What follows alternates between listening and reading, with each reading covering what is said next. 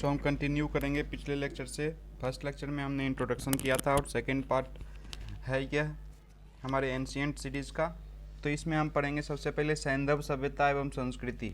सिंधु सभ्यता निम्नलिखित में से किस युग में पड़ती है? ऐतिहासिक काल, प्राग ऐतिहासिक काल, आद्य ऐतिहासिक काल या उत्तर ऐतिहासिक काल। ये 29th बीपीएससी में पूछा था। सिंधु सभ्यता निम्नलिखित में से किस युग में पड़ती है? तो इसका आंसर डी हो जाएगा, डी यानी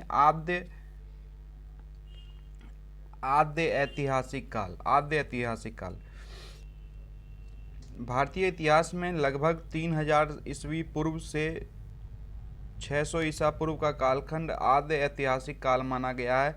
सैंधव सभ्यता आद्य ऐतिहासिक काल की सभ्यता है क्योंकि यहाँ पर लेखन कला का ज्ञान तो है परंतु अभी तक इसे पढ़ा नहीं गया है, यानी इसके रिटन एविडेंसेस तो मिले हैं लेकिन उनको अभी तक कोई पढ़ नहीं पाया है। सिंधु घाटी सभ्यता की सबसे महत्वपूर्ण विशेषता क्या है? पक्की ईंट से बनी इमारत, प्रथम असली मेहराब, पूजा स्थल, कला और वास्तुकला। उपयुक्त में से कोई नहीं, उपयुक्त में से एक से अधिक। तो इसमें कौन सी विशेषता है? देखिए, कला और वास्तुकला तो खास थी और पक्की ईंट से बनी इमारत थी, तो इसलिए क्या हो जाएगा? उपयुक्त में से एक से अधिक हो जाएगा, तो ऑप्शन ई हो जाएगा इसका आंसर। ठीक है, सिंधु घाटी सभ्यता की सबसे महत्वपूर्ण विशेषता क्या है? तो पक्की ईंट से बनी इमारत और कला और वास्तुकला। ठीक है, नेक्स्ट नेक्स्ट हमारा क्वेश्चन है, किस शहर को मिनी हड़प्पा के नाम से जाना जाता है? लोथल को या देसलपुर को या सोहगौरव का या कोट दीजी को। तो किस शहर को मिनी हड़प्पा के नाम से जाता है? बताइए, किस शहर को मिनी हड़प्पा के नाम से जाना जाता है? तो इसका आंसर हो जाएगा लोथल। लोथल कहाँ है? गुजरात में। लोथल क्या है? गुजरात में है। निम्नलिखित में कौन सा एक हड़प्पा का बंदरगाह है? सिकंदरिया, लोथल, महास्थानगढ़ और नागपट्टनम। नागपट्टनम तो तमिलनाडु में है, तो ये तो होगा ही नहीं। तो कौन सा हड़प्पा का बंदरगाह है? ठीक है, तो इसका आंसर लोथल हो जाएगा, लोथल। हड़प्पीय नगर लोथल गुजरात के अहमदाबाद इस जिले में भोगवा नदी, देखिए ये इंपॉर्टेंट हो जाता है, किस नदी पे स्थित थी लोथल शहर? तो ये लोथल भोगवा नदी के स्थित है। किस नदी पे? लोथल है भोगवा नदी, ठीक है, या भोगवा नदी। ठीक है, निम्नलिखित में से कौन सा हड़प्पाकालीन स्थल गुजरात में स्थित है? ऑफ कोर्स लोथल, अगर ऑप्शन में तो लोथल में मानेंगे। डाबरकोट बलूचिस्तान पाकिस्तान में, कालीबंगा आपको राजस्थान में, और राखीगढ़ी कहाँ है? हरियाणा में। ठीक है, दुनिया की सर्वाधिक प्राचीन सभ्यता कौन सी है? सबसे प्राचीन सभ्यता दुनिया की कौन सी है? तो ऑप्शन ए सिंधु घाटी, option B Chinese, option C Egyptian, option D Mesopotamia Iraq. तो सबसे प्राचीन कौन सी हो जाएगी? सबसे प्राचीन हो जाएगी हमारी मेसोपोटामिया इराक। ठीक है, नेक्स्ट क्वेश्चन है हमारा, निम्नलिखित में से कौन सा जानवर सिंधु घाटी सभ्यता के लोगों को पता नहीं था? बैल, घोड़ा, हाथी या उपयुक्त में से कोई नहीं। तो ये 69 बीपीएससी में पूछा था। ठीक है, तो निम्नलिखित में से कौन सा जानवर सिंधु घाटी सभ्यता के लोगों को पता नहीं था? बैल या घोड़ा या हाथी या डी, इनमें उपयुक्त में से कोई नहीं, इनमें से कोई नहीं। तो इसका आंसर हो जाएगा क्या? घोड़ा। घोड़ा को घरेलू यूज के लिए, घरेलू या डोमेस्टिकेटेड यूज के लिए बहुत ही कम साक्ष्य मिले हैं। ठीक है, तो आंसर हो जाएगा घोड़ा। प्रचलित प्रयोग नहीं होता था। ठीक, निम्नलिखित में से किस हड़प्पाकालीन स्थल से टेराकोटा का हल प्राप्त हुआ है? कहाँ से प्राप्त हुआ है टेराकोटा का हल? धौलावीरा से प्राप्त हुआ है, या बनवाली से प्राप्त हुआ, या कालीबंगा से प्राप्त हुआ, या लोथल से प्राप्त हुआ, या उपयुक्त में से कोई नहीं, या उपयुक्त में से एक से अधिक। ये पूछा गया था आपको 2016 में बीपीएससी में। तो इसका आंसर हो जाएगा, देखिए इस दो जगह से पाया गया था। कहाँ से पाया गया था? इसके अनुसार दिया है क्या क्या? कालीबंगा दिया है और बनावली दिया है। कालीबंगा तो राजस्थान, बनावली हरियाणा। ठीक है, अब ये क्वेश्चन देखिए, ये क्वेश्चन जो है ना, इसका पेट क्वेश्चन यानी फेवरेट क्वेश्चन है। निम्नलिखित में से किस हड़प्पन नगर में जुते हुए खेतों के निशान मिले हैं? कालीबंगा, धौलावीरा, मोहनजोदड़ो या लोथल। कहाँ से मिले हैं? ठीक है, ई ऑप्शन को छोड़िए, ये ई ऑप्शन तो आजकल बीपीएससी में आ नहीं रहा है, टीआरई वगैरह में आता है, तो उसमें आप ध्यान दीजिएगा। और ऐसे भी ई ऑप्शन को हटाकर अब एक नया ऑप्शन डाल दिया गया है क्या बीपीएससी में? तो ई ऑप्शन में है कि अगर आप क्वेश्चन को, किसी क्वेश्चन को आप अटेम्प्ट नहीं ले रहे हैं तो वो उसमें आपको क्या मारना पड़ेगा, ई ऑप्शन में दिया हुआ रहेगा कि मतलब कोशिश नहीं किया गया, अटेम्प्ट नहीं किया गया, नॉट अटेम्प्टेड। ठीक है। किस हड़प्पा स्थल पर हमें जुते हुए खेतों के साक्ष्य मिले, तो अगेन ये हो जाएगा कालीबंगन राजस्थान वाला। निम्नलिखित में से कौन हड़प्पा और मोहनजोदड़ो के उत्खनन से संबंधित नहीं थे, आर डी बनर्जी, के एम दीक्षित, एम एस वत्स और वी ए स्मिथ। तो इसका आंसर वी ए स्मिथ हो जाएगा। ठीक है। हड़प्पा में मिट्टी के बर्तनों पर सामान्यतः किस रंग का प्रयोग होता था, तो लाल, नीला, हरा, पांडु, नीला, कौन सा रंग का प्रयोग होता था, तो इसमें हम लोग करते थे प्रयोग, हम लोग नहीं, वो लोग प्रयोग करते थे लाल रंग का। ठीक है। नेक्स्ट हम लोग आएंगे आईआईटी खड़गपुर के अध्ययन दल की रिपोर्ट के अनुसार लगातार कितने वर्षों की न के बराबर वर्षा का होना सिंधु घाटी सभ्यता के पतन का कारण रहा था, 600 वर्ष, 700 वर्ष, 800 वर्ष, 900 वर्ष। तो इसका आंसर हो जाएगा डी, 900 वर्ष लगातार वर्षा नहीं हुई, इसी कारण से सिंधु घाटी सभ्यता का पतन हो गया। यह खोज 2016 के आसपास कभी आईआईटी खड़गपुर ने किया था। ठीक। नेक्स्ट आ जाते हैं वैदिक काल में। निम्नलिखित में से कौन सा एक ऋग्वैदिक युग से संबंधित नहीं है, घोषा, गार्गी या पाला, विश्ववारा। तो इसका आंसर हो जाएगा गार्गी। गार्गी जो है क्या है, ऋग्वैदिक से संबंधित नहीं है। तो इंपॉर्टेंट हमारा ये हो जाता है कि घोष, अपाला और विश्ववारा जो हैं ये तीनों ऋग्वैदिक युग से संबंधित हैं। और गार्गी जो थी, गार्गी उत्तर वैदिक या उपनिषदिक युग की दार्शनिक है, ना कि ऋग्वैदिक युग की। ठीक है। अब आ जाइए, प्रारंभिक वैदिक काल के दौरान कौन सा शहर प्राचीन मगध साम्राज्य की राजधानी के रूप में कार्य करता था, कौन सा शहर, तो राजगीर हो जाएगा। ये तो फेवरेट बीपीएससी का pet question, one of the pet question है। ऋग्वेद का कौन सा मंडल पूर्णतः सोम को समर्पित है, ये हो जाएगा आपका 9वां मंडल सोम को समर्पित है। अगेन इस क्वेश्चन को रिपीट करके पूछा, ऋग्वेद संहिता का 9वां मंडल पूर्णतः किसको समर्पित है, तो सोम को समर्पित हो जाएगा डी, सोम और स्पे का नामाकृत देवता। ठीक है। गायत्री मंत्र किस पुस्तक में मिलता है, तो गायत्री मंत्र उपनिषद में मिलता है, भगवत गीता में मिलता है, ऋग्वेद में मिलता है या यजुर्वेद में मिलता है, किस में मिलता है, तो यह ऋग्वेद के तीसरे मंडल में मिलता है। ऋग्वेद के तीसरे मंडल में क्या मिलता है, तो आपको गायत्री मंत्र। किस काल में अछूत की अवधारणा स्पष्ट रूप से उद्धृत हुई थी, किस काल में अछूत की अवधारणा स्पष्ट रूप से उद्धृत हुई थी, ऋग्वैदिक काल, उत्तर वैदिक काल, उत्तर गुप्त काल, धर्म शास्त्र के काल में। किस समय में ऋग्वैदिक काल, किस काल में अछूत की अवधारणा स्पष्ट रूप से उद्धृत हुई थी, ऋग्वैदिक काल, उत्तर वैदिक काल, उत्तर गुप्त काल, धर्म शास्त्र के समय। तो कब हुआ था, तो ये हुआ था आपका धर्मशास्त्र के समय में, धर्मशास्त्र के समय में। ठीक है। नेक्स्ट, भारतीय उपमहाद्वीप में लोहे का प्रयोग कब प्रारंभ हुआ था, भारतीय उपमहाद्वीप में लोहे का प्रयोग कब शुरू हुआ था, प्रायः 9000 वर्ष पूर्व, प्रायः 12000 वर्ष पूर्व, प्रायः 6000 वर्ष पूर्व, उपयुक्त में से एक से अधिक, उपयुक्त में से कोई नहीं। तो लोहे का प्रयोग कब प्रारंभ हुआ था, तो उपयुक्त में से कोई नहीं, ई आंसर हो जाएगा। क्या आंसर हो जाएगा, ई आंसर हो जाएगा। तो कब इसका प्रयोग प्रारंभ हुआ था, तो ये हुआ था 1200 ईस्वी पूर्व से या ईसा पूर्व से 1600 ईसा पूर्व के आसपास। 9 में इसके साक्ष्य मिले हैं। 9 कहाँ है, तो राजस्थान में हो जाएगा। ठीक है। अब बोगजकोई का महत्व इसलिए है, बोगजकोई एक जगह है, इसका क्या महत्व है, इसका महत्व क्या है कि ए, वहाँ से जो अभिलेख प्राप्त हुए हैं उनमें वैदिक देवी एवं देवताओं का वर्णन मिलता है। बी, मध्य एशिया एवं तिब्बत के बीच एक महत्वपूर्ण व्यापारिक केंद्र माना जाता है। वेद के मूल ग्रंथ की रचना यहीं हुई थी, उपयुक्त में से कोई नहीं। तो बोगजकोई जो है, वहाँ से जो अभिलेख प्राप्त हुए थे उनमें वैदिक देवी देवताओं का वर्णन मिलता है, यही से हो जाएगा ए ऑप्शन। अब इसका एक्सप्लेनेशन देख लीजिए। बोगजकोई को एशिया माइनर भी कहा जाता है। 14वीं शताब्दी ईसा पूर्व में कुछ अभिलेख मिले हैं। इसमें कब अभिलेख मिल गए थे, 14वीं शताब्दी में ही मिल गए थे। इस अभिलेख में ऐसे राजाओं का उल्लेख आया है जिनके नाम आर्यों जैसे थे, जो संधियों के साक्ष्यों तथा रक्षा के लिए इंद्र, मित्र, वरुण, नासत्य देवताओं का आह्वान करते थे। ठीक है। नेक्स्ट, प्रसिद्ध 10 राजाओं का युद्ध किस नदी के तट पे लड़ा गया था, तो गंगा पे लड़ा गया था, या ब्रह्मपुत्र पे लड़ा गया था, या कावेरी पे लड़ा गया था, या परुष्णी पे लड़ा गया था।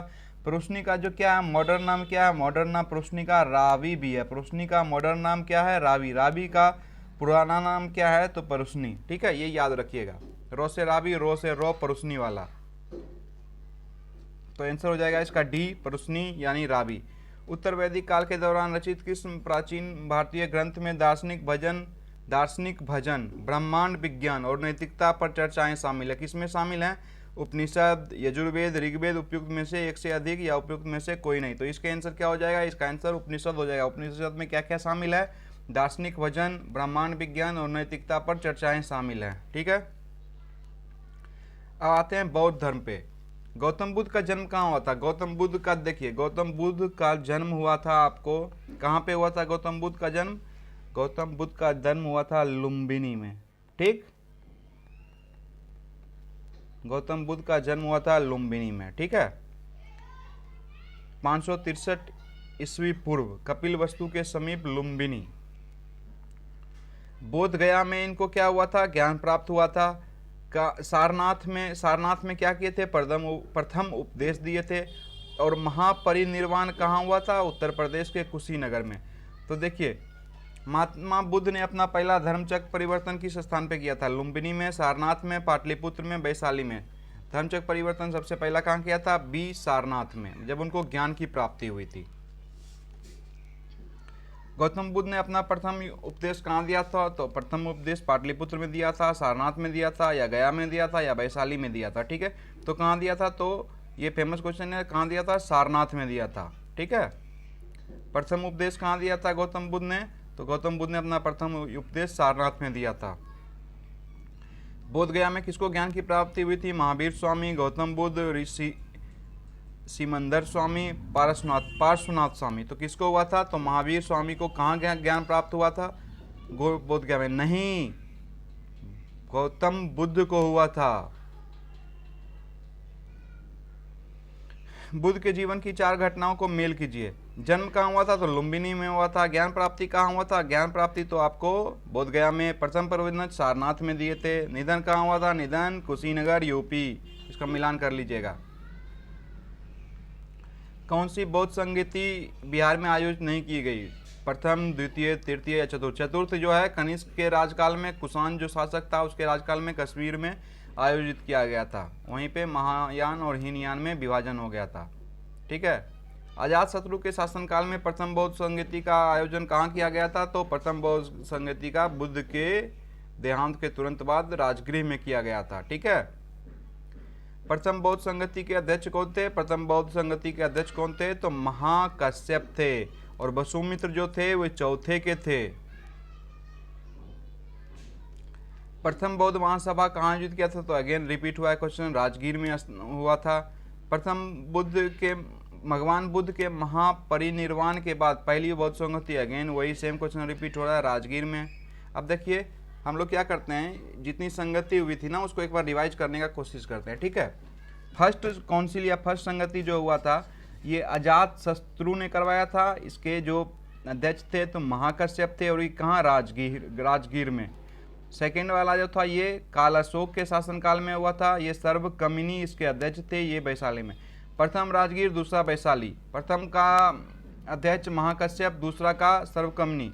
प्रथम का पेट्रोनेज किसको मिला था या किसके शासनकाल में? तो प्रथम अजातशत्रु किस वंश के थे? तो हर्यंक वंश के। दूसरे काल अशोक का शिशुनाग वंश। तीसरा अशोक के शासनकाल में ये क्या? मोगली पुत्र तीसरा के अध्यक्षता में, और इसका जगह कहाँ था? तो ये पाटलिपुत्र। चौथा कनिष्क के टाइम में वसुमित्र थे इसके अध्यक्ष, और ये कश्मीर में। ठीक है,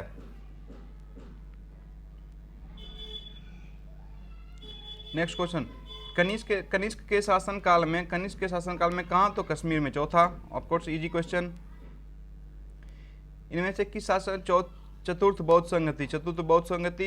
अशोक, कनिष्क, तृतीय अशोक, अजातशत्रु प्रथम, काल अशोक द्वितीय, कनिष्क चतुर्थ। एक के अजातशत्रु, काल अशोक, कनिष्क। अशोक के शासनकाल में बौद्ध सभा किस नगर में आयोजित की गई थी? अशोक के शासनकाल में पाटलिपुत्र। फर्स्ट वाला राजगीर, सेकेंड वाला वैशाली, थर्ड वाला पाटलिपुत्र, चौथा कश्मीर। तृतीय बौद्ध सभा किस स्थान पे बुलाई गई थी? पाटलिपुत्र। तृतीय पाटलिपुत्र।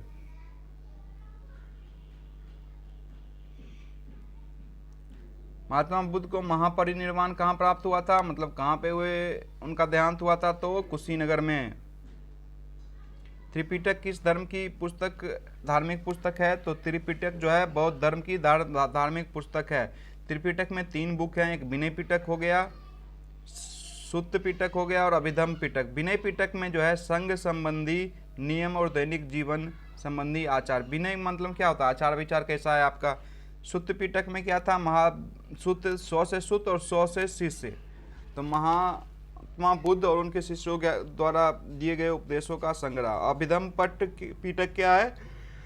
बौद्ध के दार्शनिक सिद्धांत जो हैं वो अभिधम पिटक में है। ठीक है। निम्नलिखित में से कौन महायान बौद्ध धर्म और हीनयान बौद्ध धर्म के बीच मूलभूत अंतर का प्रतिनिधित्व करता है? मतलब क्यों विभाजन हो गया था महायान और हीनयान में? ठीक है। अहिंसा पे जोर देने के कारण, जाति विहीन समाज, देवी देवताओं की मूर्ति पूजा करना, स्तूप की पूजा।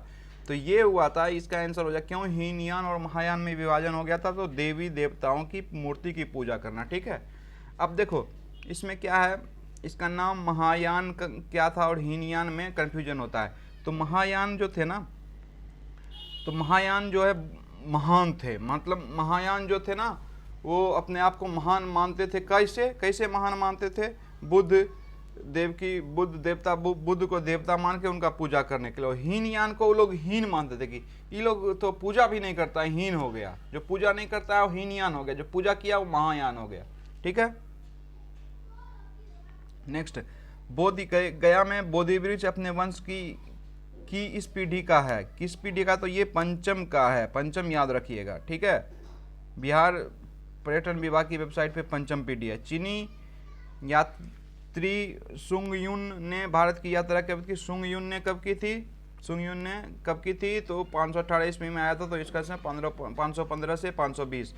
गौतम बुद्ध को एक देवता का स्थान किस राजा के युग में? देवता का स्थान कब मिला था? जब महायान और हीनयान में विभाजन हो गया था और महायान जो बौद्ध थे वो लोग क्या बौद्ध को देवता मानने लगे। कब हुआ था? चतुर्थ संगति में। चतुर्थ संगति कहाँ आयोजन हुआ था? कश्मीर में। किसके शासनकाल में? तो कनिष्क के शासनकाल में। इसका अध्यक्ष कौन था? इसका अध्यक्ष वसुमित्र था। ठीक है। इसका उपाध्यक्ष कौन था? तो अश्वघोष था। ठीक है। किस साम्राज्य के शासनकाल में हुआ था? तो कुषाण, या किस वंश? कुषाण वंश। वे शिक्षक जिनसे बुद्ध ने महानिष्कर्मण के बाद महाभिनिष्क्रमण क्या हुआ? जब घर से वो निकल गए थे, त्याग दिया था सब कुछ के बाद सबसे पहले ज्ञान प्राप्ति का प्रयास किया। कौंडिल्य, कालदेव, आनंद एवं अश्वघोष, आलार कालम एवं रुद्रक रामपुत्र, और चौथा ऑप्शन है आपके पास सारिपुत्र एवं नागसेन। तो इसका आंसर हो जाएगा क्या आपका? आलार कलाम एवं रुद्रक रामपुत्र। ये याद रखने वाली चीज है। ठीक है। निम्नलिखित में से कौन सी बात बौद्ध धर्म तथा जैन धर्म में समान नहीं है? तो ये क्या समान नहीं है दोनों में? तो ये है अहिंसा या वेदों के प्रति उदासीनता या आत्मदमन रीति रिवाजों की स्वीकृति। ये है तो आत्मदमन जो है ना, बौद्ध धर्म जो है ना मिडिल पाथ, मतलब मध्यमा मार्ग पर चलने की रास्ता को सुझाता कि ना खुद को इतना कष्ट दीजिए और दूसरे को कष्ट दीजिए ही नहीं। ठीक है। सी, नालंदा विश्वविद्यालय ज्ञान का महाकेंद्र था। तो ये ऑफ कोर्स बौद्ध धर्म के ज्ञान का महाकेंद्र था क्या? नालंदा विश्वविद्यालय।